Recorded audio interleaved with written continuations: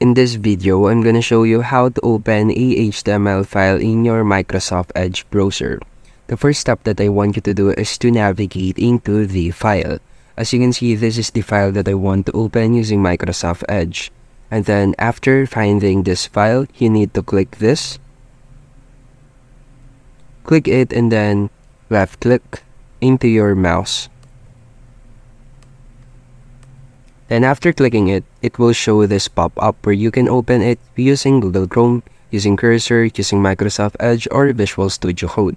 And for this video, we are opening it using our Microsoft Edge, so select Microsoft Edge. Then click the Always or Just Once. Click the Just Once. And then as you can see here, this is the HTML file. And basically, that's it. That's how you can open HTML file in Microsoft Edge, and thank you for listening.